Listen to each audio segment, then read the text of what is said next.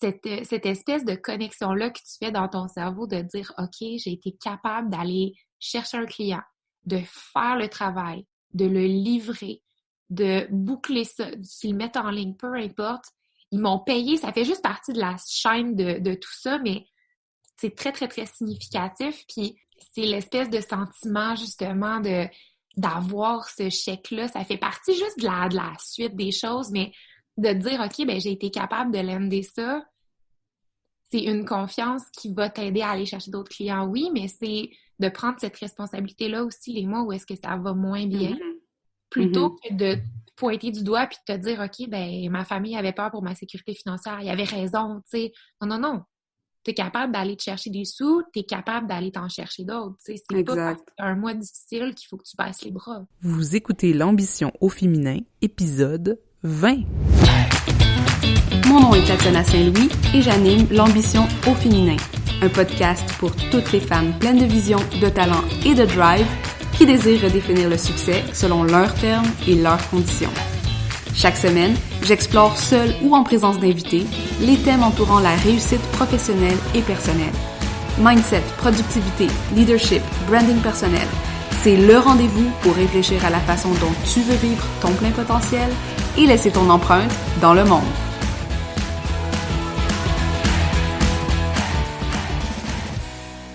Salut les ambitieuses, j'espère que vous allez bien comme d'habitude.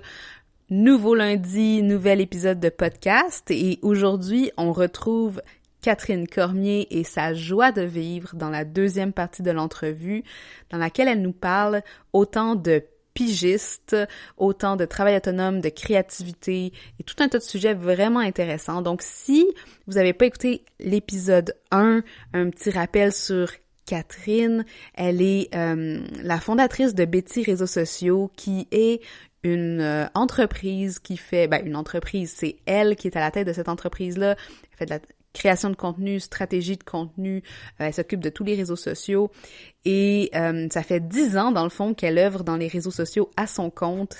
Catherine est vraiment, selon moi, une pionnière au Québec, là, c'est quelqu'un qui a vraiment su se mettre les mains à la pâte et créer vraiment l'environnement qu'on connaît aujourd'hui en termes de travail autonome autour des réseaux sociaux. Elle est aussi la fondatrice du groupe Vie de pigiste sur lequel je vous invite vraiment à venir nous rejoindre parce que c'est une super belle communauté de partage et très peu de promotion, un des rares groupes qui a su encore être géré de main de maître, là, je vais le dire, là, Catherine. Et voilà, donc aujourd'hui, la semaine passée, on a parlé pas mal plus de tout ce qui était comme son parcours et tout ça. Puis aujourd'hui, je voulais qu'on se penche sur des sujets vraiment propres au travail autonome, comme par exemple l'organisation de son temps, comment aller chercher de la créativité, le partage avec d'autres pigistes, la compétition, mais aussi comment est-ce qu'on peut créer des contacts et exercer son leadership quand on travaille seul, dans le fond, quand on travaille pour soi. Alors, Catherine, comme d'habitude, a des perles de sagesse à nous partager et je vous invite aussi à aller écouter son podcast qui s'appelle En attendant le café et je ne suis pas sûre si elle va avoir mis en ligne son Patreon. J'ai pas eu confirmation, mais je pense que si vous écoutez l'entrevue et que vous êtes intéressé au projet dont elle parle en début d'épisode, je vous invite à aller la poker, à aller lui envoyer un petit message sur Facebook, sur le groupe, sur Twitter même, et lui dire, ils sont où les pyjamas de pigistes? Donc, je vous laisse là-dessus et on se retrouve la semaine prochaine. Et si vous avez des commentaires ou des questions à poser par rapport au travail autonome à la pige, qui est un excellent moyen en passant de rentrer dans l'entrepreneuriat si vous n'êtes pas sûr exactement qu'est-ce que vous voulez faire, vous n'avez pas encore une idée de produit, d'y aller avec des services qui sont connexes à votre offre actuelle ou qui sont connexes à ce que vous savez faire dans votre emploi actuel, c'est aussi une belle façon de commencer à aller trouver sa clientèle et développer ses skills autour de la gestion de son propre temps, mais aussi de ses ressources et de commencer à se bâtir un nom dans le fond. Mais ça pourrait être tout un autre épisode de comment rentrer dans ce type d'entrepreneuriat-là. Mais sur ce, je vous laisse avec Catherine pour la deuxième partie de l'entrevue. Re-salut Catherine, re-bienvenue sur le podcast. Hey, merci, le temps a passé. C'est fou quand on est en bonne compagnie, hein? Écoute! So, la semaine passée, on a discuté de... Tout le monde sait que ça fait 2 secondes. Tout le monde sait qu'on le fait juste en une shot, mais bref. On a discuté de plein d'affaires, notamment de compétition, de comment tu t'es lancée, de le fait que, t'étais pas faite pour travailler en agence, des choses comme ça. Puis aujourd'hui, je veux qu'on parle un peu plus de toi, la personne pétillante derrière Vie de pigiste et Betty. Mon Dieu! Et je voulais commencer juste par te poser encore une question déstabilisante. Yes! Est-ce que tu travailles vraiment toujours en pige? Oh. Est-ce que je brise les tabous? Tu vas briser l'image. Je dirais que j'adore travailler en pyjama. Genre, il n'y a aucune surprise là. J'adore être en pyjama tout court. C'est mon safe space. Puis ça, mes amis qui sont là depuis très longtemps dans mon entourage, je te dirais, genre, ça arrive tout le temps. Ils viennent à la maison, on habite dans le bois, fait qu'ils viennent passer les fins de semaine, puis tout ça, tu sais, on se voit des gros bunchs. Puis tu sais, ils arrivent à la maison le vendredi soir pour tout le week-end, puis là, tu sais, j'étais en jeans parce que j'étais allée à un meeting client, whatever. Puis là, ils sont tous dans la cuisine, puis là, je demande l'autorisation d'aller me mettre en pyjama. Du moment où est-ce que je peux me mettre en pyjama, là, la soirée peut partir, tu sais. Nice! Mais ça remonte à énormément... Ça fait vraiment longtemps. Fait que là, tout le monde est comme... Mon entourage est bien amusé de voir que j'ai réussi à faire un brand autour de ça. Ils sont comme... Mon c'est 4. Il y a juste toi pour... Bravo de l'avoir brandé. As-tu commencé les t-shirts ou des choses comme ça? Ah, j'y pense beaucoup, hein. Une ligne de pyjama. La ligne de pyjama, là... La ligne de pyjama Tatiana, ça fait 1 an, je pense, que j'ai... des idées de concept, des idées de slogan, des idées de tout. Faut juste que je m'assoie puis que je fasse comme, OK, là, c'est correct, c'est mon projet, tu sais, pour le prochain mois et demi. Mais la ligne de pitch, c'est sûr et certain que ça va exister. Puis, j'ai même pas peur d'en parler parce que je sais que s'il y a quelqu'un d'autre qui parle de ligne de pitch, tout le monde va faire comme, ben là, come on. Ouais. Trouve ton problème. Porte-toi un Kickstarter, là. Je suis sûre que pour vrai, j'ai l'impression que ça... En tout cas, je verrai, ça va peut-être être ça que je vais te demander de promouvoir. Nice! Ben, en tout cas, on en parle, là. Si vous êtes intéressé par la ligne de pitch de Catherine, mettez un commentaire et allez envoyer un don à Catherine Cormier. Je vais faire un Patreon. Fais un Patreon là-dessus. Hey, je vais faire ça. Okay, je vais faire ça let's go. OK, tu m'enverras le lien. C'est bon. Fait que, tout ça pour dire que, oui, je travaille en pyjama, mais pas tout le temps. OK. J'ai mes moments. Je te dirais que c'est mes... Puis j'ai bien des rituels. Admettons, quand il faut que je rédige des articles de blog, je place telle affaire, tu sais, j'ai telle musique qui joue. Puis là, tu sais, j'ai mes petits rituels de... J'ai pas l'air de ça, mais tu sais, j'ai mon... Puis le pyjama fait partie de beaucoup de rituels de création de contenu parce que je suis bien, tu sais, je me sens dans mes affaires. Fait que là, c'est plus fluide. Intéressant. Puis parlant de rituels, tu sais, parce que je pensais beaucoup à l'organisation du temps maintenant que j'ai une fille puis que mon temps est comme... Et donc, j'ai pas le choix. comme si c'est juste fucked up, là. Ouais. Mais est-ce que ça a été quelque chose que tu as mis en place quand même assez rapidement? Es-tu une personne organisée, tout d'abord? J'imagine que oui. Pour travailler à ton compte, il faut que tu le sois, non? Faut que tu le sois. T'as pas besoin de te calquer sur les maîtres de la productivité puis de l'organisation. Il y a des gens là, qui sont nickel, là, puis je les regarde aller puis je me dis « Ah, que vous êtes hot! » Puis « Ah, que j'aimerais ça! » tu sais. Mais on n'a pas tous le même seuil d'organisation, puis on n'a pas tous le même seuil de motivation non plus. Fait que, tu sais, moi, je te dirais que je m'organise au mois. Je suis capable de voir, mettons, dans mon mois, OK, cette semaine-là, je vais être vraiment dans le jus, je vais avoir beaucoup de rencontres. Puis ça, c'est pas quelque chose que je faisais au début. Au début, j'avais la motivation, tu sais, de la pigiste qui part à son compte puis qui a le monde complet à ses pieds, là. Fait que j'avais cette motivation-là de me lever à telle heure, puis tu sais, de 9 à 10, je fais ça, de midi à... Puis tu sais, c'était à la minute. C'est pas une mauvaise chose parce que ça m'a permis de livrer bien des trucs puis de créer beaucoup, beaucoup de contenu.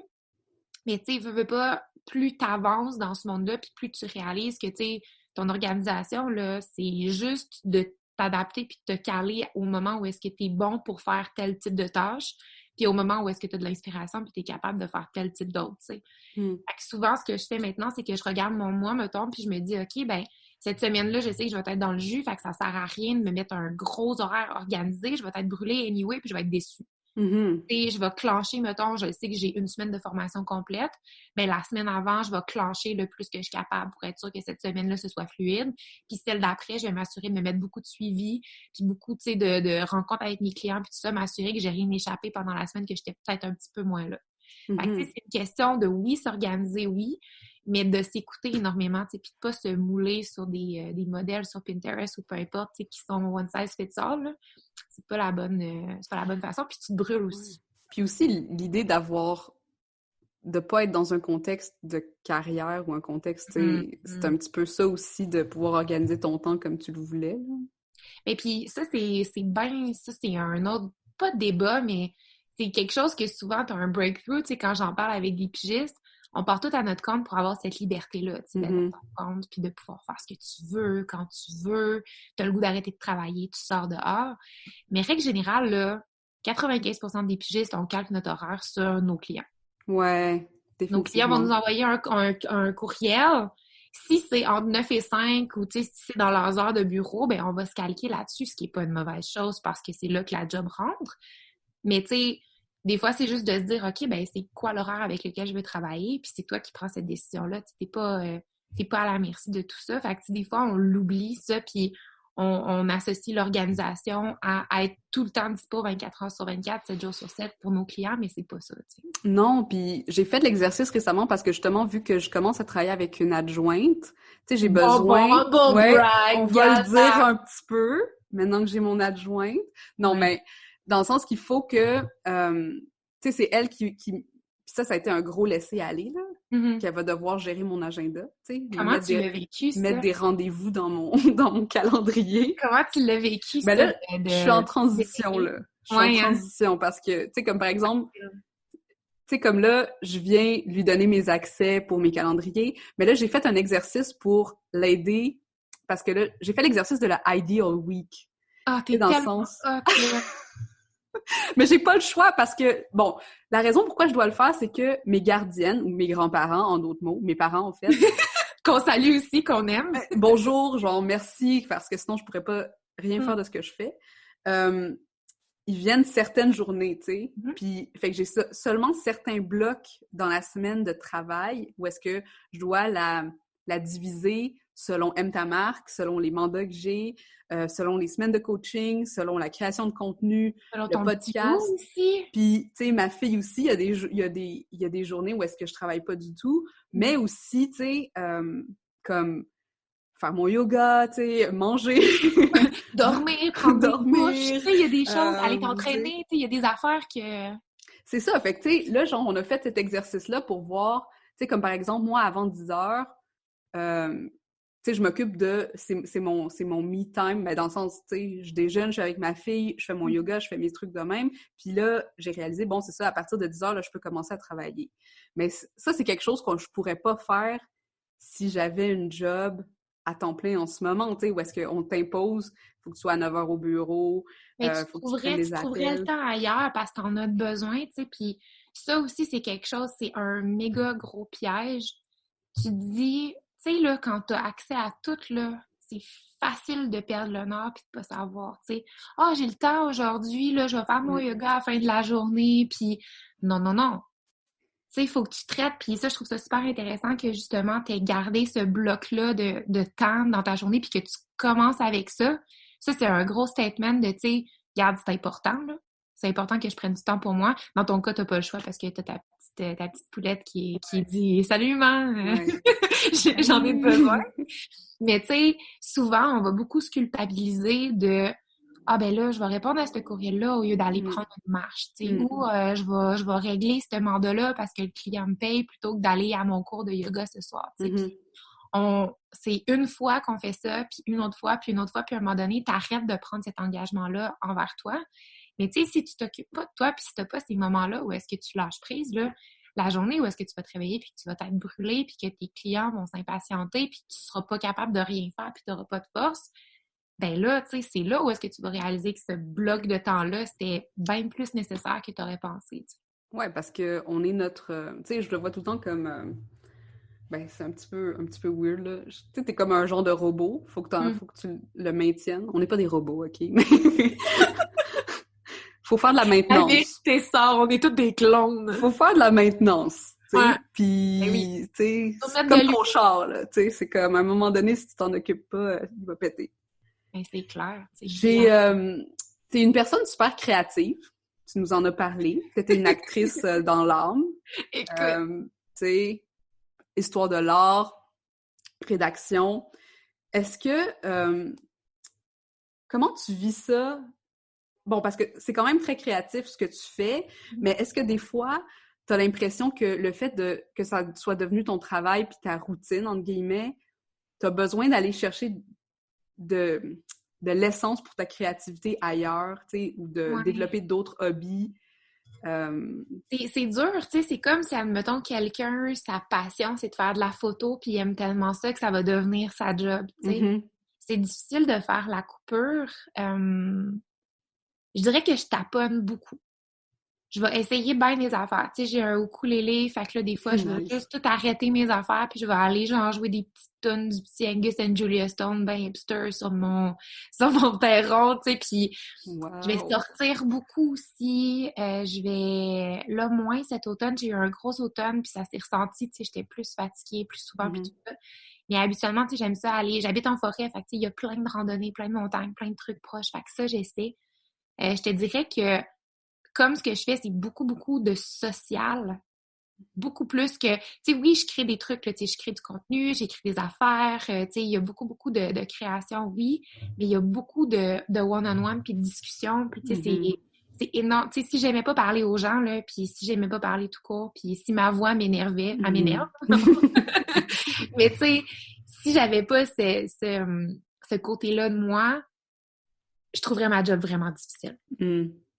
Fait que je dirais que pour aller recharger mes batteries, plutôt que d'aller comme me remplir de plein de trucs puis me stimuler full, j'ai besoin d'avoir ce calme-là, tu sais, ce silence-là. Comme tu vois, cet été, je suis partie une fin de semaine en camping, toute seule, dans le fin fond du bois, avec ma petite tente. Trop cool. C'était la première fois de ma vie que j'allais faire du camping. Je savais même pas si j'aimais ça. Wow. Je monter une tente, tu sais. Puis je suis partie, j'avais une boîte de Bartende, une grosse brique de fromage, des livres par rapport, une bouteille de vin, bâton, un couteau, tu sais, puis la grosse... Tu sais, comme un voyage initiatique. C'est ça, tu sais, puis en plus, le parc où est-ce que j'allais la fin de semaine avant, tu sais, puis ça, faut pas que ma mère écoute le podcast où tu baisseras le son un peu. Ouais. Mais la fin de semaine où est-ce que je suis partie, le vendredi matin, j'ai reçu un courriel qui disait qu'il y avait une alerte, qu'il y avait des ours sur le terrain. Fait qu'il avait mis comme des pancartes, c'est pour dire, OK, va pas à telle place, tu sais, parce qu'il va peut-être avoir un ours. Fait que moi, j'arrive là, la petite fille, tu sais, qui habite dans le bois, mais stop, guys, tu sais. Puis honnêtement, ça a été une des expériences les plus bénéfiques. J'ai laissé mon ordi, j'ai laissé mon téléphone, j'avais rien, là, zéro, même pas de musique, là. Wow. J'allumais mon feu à 7h. Mettons, je revenais de ma randonnée. Je partais à 9h le matin, puis je revenais à 7h le soir. J'allumais mon feu, je mangeais ma brique de fromage en buvant mon vin. Yeah, old school. En lisant mon livre avec ma flashlight, puis j'allais me coucher à 8h15, même, puis j'étais... Tu sais, je pense que ça me prend ça plutôt, ça me prend ce calme-là plutôt que de me stimuler avec d'autres affaires. Juste ça, me tame down, là, ça, c'est mon safe space. Puis, t'as décidé de vivre dans la forêt, ou du moins, vous avez décidé ça ensemble avec ton chum, ton conjoint, et... Qu'on salue! Qu'on salue, bonjour. Et est-ce que, des fois... c'est comme, ben, j'imagine que c'est un choix que vous avez fait puis vous êtes super, super content, mais le fait d'avoir débuté ta vie de pigiste aussitôt, est-ce que tu te sens des fois qu'il y avait de la pression sociale, entre guillemets, d'arriver à certains milestones que peut-être, tu sais, tu t'es peut-être jugé par rapport à ça ou tu te sentais peut-être un peu moins comme si tu n'avançais pas au même rythme que tout le monde parce que tu avais ton propre agenda, dans le fond, ton propre horaire? Et c'est sûr que c'est difficile à expliquer, tu sais, mettons, à tes parents, mais ma mère m'a tout le temps supportée, puis même encore aujourd'hui, mais tu sais, c'est difficile d'expliquer justement que tu lâches une job, mettons, avec de l'assurance, puis, tu sais, avec comme cette espèce de sécurité-là qui n'en est pas vraiment une, tu sais, on s'entend demain matin que j'aurais pu me faire mettre à la porte, puis ça aurait pas, tu sais, en plus, j'ai dit que j'étais une mauvaise employée, fait que c'est sûr que C'est sûr arrivé un jour ou l'autre. C'est sûr que c'était sur le bord, là. Quand je suis partie, on fait comme, bon, OK, sinon... Mais je pense que ça se voyait que je voulais l'essayer, puis j'y tenais beaucoup, beaucoup. Puis les gens dans mon entourage ont tout le temps su que j'avais 2 vitesses, tu sais. J'ai soit la vitesse où est-ce que je fais « OK, je le fais, dis-moi pas comment faire, aide-moi pas, laisse-moi juste foncer le plus vite que je peux. Je vais probablement me péter le nez, mais une fois que je vais me relever, je vais avoir compris quoi faire, puis je vais l'avoir, tu sais, je vais le faire d'une meilleure façon après. » Ou sinon, j'ai cette vitesse-là de m'asseoir, d'arrêter, puis là, d'avoir besoin de prendre le temps de voir un peu tout ce qui se passe autour, puis de prendre l'option qui, selon moi, est la meilleure, tu sais. Puis, à ce moment-là, même si je suis partie quand même relativement... tu sais, j'ai fait comme, OK, ce matin, c'est fini, tu sais. C'était quand même réfléchi. J'avais des contrats déjà avant. Tu sais, je suis partie en février, mais ça faisait depuis octobre-novembre, tu sais, que ça roulait dans ma tête beaucoup plus. Puis même avant ça, où est-ce que j'y pensais un peu. Fait que les gens ont vu, puis moi-même, j'ai vu que j'avais pris cette vitesse-là de très me calmer, de m'arrêter, puis de regarder un peu, puis de prendre cette option-là, plutôt que de courir puis de foncer, tu sais. Après, j'ai couru puis j'ai foncé, puis après, j'ai essayé des affaires, puis là, moi, dans ma première année, j'avais mes objectifs, puis deuxième année aussi, puis troisième, puis j'ai rien atteint de ça. Il y en a que j'ai laissé passer, puis il y en a d'autres que j'ai surplanté, tu sais. Mais oui, il y avait un certain stress d'être comme la seule dans mon cercle d'amis qui partait à son compte, parce que mon chum, il était travailleur autonome, mais ça faisait tellement longtemps que c'était même pas considéré comme un stress. Tu sais, lui, c'était réglé, c'était fait, ça allait bien. Fait qu'il y avait comme ce stress-là qui m'a probablement donné plus d'angoisse puis de doute que j'aurais dû. Mais d'un autre côté, ça a été un gros, gros, gros moteur de motivation. Puis c'est ça qui a fait que après la première année, quand j'ai vu mon état de finances, puis que j'ai fait comme, OK, Kat, t'as fait 13 000 cette année, là, ça va pas, là. Comme, OK, ben qu'est-ce qui marche pas? Puis comment ça, tu sais, je travaille, comment ça, est-ce que je fais pas plus de sous? Qu'est-ce que je fais de pas correct? Qu'est-ce que je rajoute? Puis c'est ces milestones-là qui m'ont motivée à justement l'année d'après à faire beaucoup plus, puis l'autre année d'après. Puis tu sais, c'est ça encore aujourd'hui qui fait que je réinvente mes trucs, tu sais. Si, admettons, je commence à me dire, ben là, voyons donc comment ça, tu sais, que j'ai plus de clients pour ce service-là ou que les clients avec lesquels je travaille, c'est pas tout à fait les clients avec qui je veux travailler. En ce moment, j'aime tous mes clients, là. Je les adore. Ils sont tous nice. Mais tu sais, ça arrive des fois que tu as besoin d'avoir ce check-up-là, de te dire, OK, fuck, je suis rendue où, tu sais. Ben, c'est cette espèce de stress-là, de milestone-là qui fait que je me dis, OK, ben garde, je vais rajouter du coaching à mes affaires ou je vais créer une nouvelle formation ou je vais lancer Vitipigiste et on va voir ce que ça va donner. Tu sais, c'est encore une fois, il faut pas le voir de façon négative comme la compétition, ce qu'on discutait tout à l'heure, mais qui était la semaine dernière. Exact. Ouais. C'est tout le temps de prendre du recul puis de dire, OK, ben comment est-ce que je peux utiliser ça de façon constructive, tu sais. Intéressant. Puis, ouais, parce que bon, moi, je suis un petit peu entre les deux aussi parce que je fais de l'entrepreneuriat à temps partiel, puis à temps partiel et j'ai une job qui me paye en même temps. Et parce que moi, je me rappelle, dans ma famille, c'était vraiment important la sécurité financière, tu sais. Puis j'ai l'impression qu'il y a beaucoup de gens qui vont hésiter à se lancer justement à cause de ça parce que ils ont tellement pas eu de modèle ou ils ont tellement pas d'idée de comment faire de l'argent par eux-mêmes que ça devient la plus grande angoisse autour de se lancer à son compte, alors que quand tu es capable de faire de l'argent par toi-même, c'est là que tu as le plus de pouvoir. Boost de confiance, là! D'être capable de dire, là, moi, je me souviens, là, mon premier gros chèque. J'avais eu des chèques avant, là, mais je vais toujours m'en souvenir, mon premier gros chèque, c'était 4 200 $. Quand j'ai reçu le 4 200 $,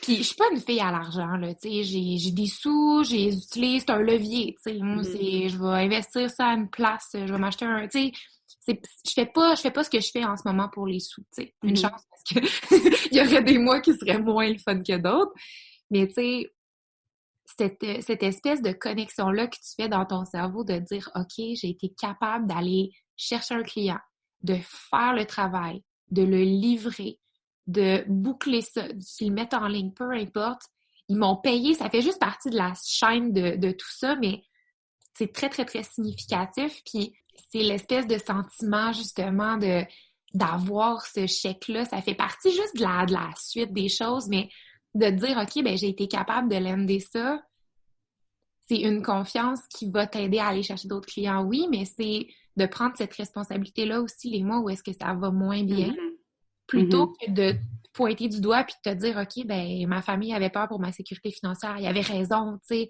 Non. T'es capable d'aller te chercher des sous, t'es capable d'aller t'en chercher d'autres, tu sais. C'est pas parce que t'as un mois difficile qu'il faut que tu baisses les bras. Exact. Puis, une autre, peut-être ma dernière question pour aujourd'hui, pigiste, souvent, c'est une personne, on l'imagine, bon, tout seul dans sa maison, devant son ordinateur, en train de faire son petit travail.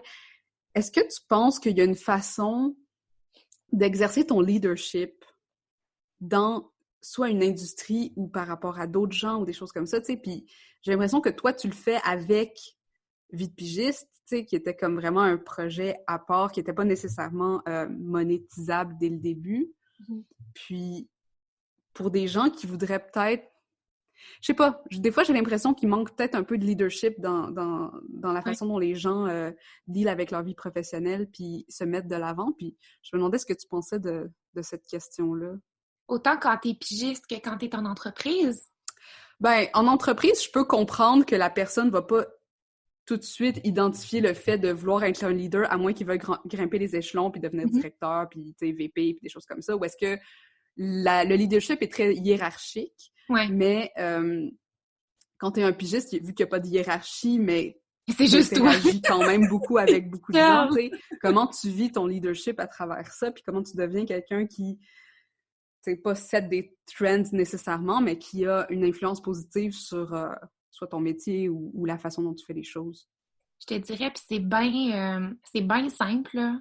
Mais moi, quand j'ai catché ça, c'est là où est-ce que je me suis dit, OK, là, je suis sûre de quoi? De trouver le truc qui te fait triper, là. De trouver l'affaire qu'une fois que tu as fini de le faire, t'es comme, oh yeah, je suis bon, genre. Ça, là, puis moi, j'ai bien de la misère à dire, je suis très bonne pour telle affaire, ou j'ai du talent dans... Mais je sais que je suis une bonne prof. Je sais que quand j'enseigne quelque chose, mon objectif principal, c'est pas de t'enseigner de quoi, c'est que tu comprennes, tu sais.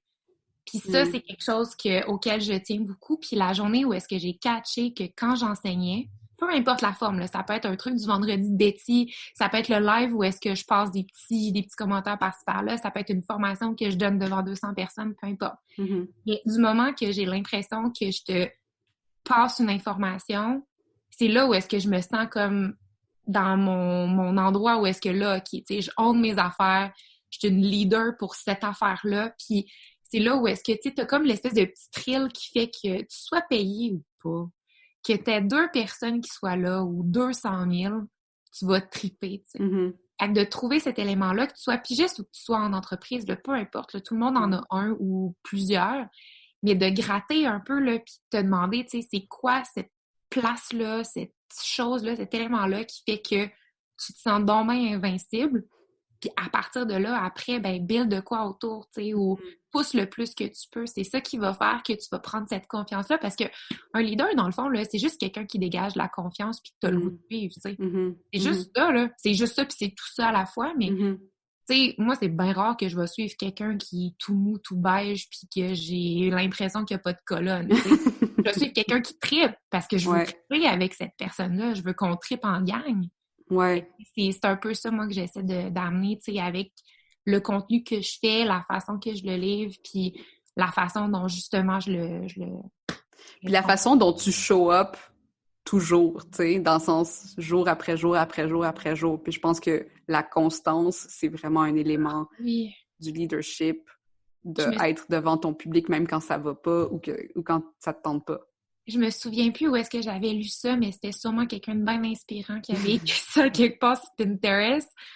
Mais ça disait, tu sais, la façon dont tu fais une affaire, c'est la façon dont tu fais toutes les affaires. Tu sais, fait que des fois, ça, je me ramène beaucoup, beaucoup, beaucoup à ça quand, mettons, il y a une journée où est-ce que ça me tente moins, ou, tu sais, je suis comme, oh, me semble que, genre, ça dérangerait personne si aujourd'hui je faisais pas de vidéo, ou, tu sais, si c'est juste moi, là, ça me tente pas, tu sais, des fois, il y a des journées où est-ce que ça te tente pas, tu le files pas, puis tu le fais pas, puis c'est bien correct, là, il y a personne qui va mourir, tu sais. Ouais.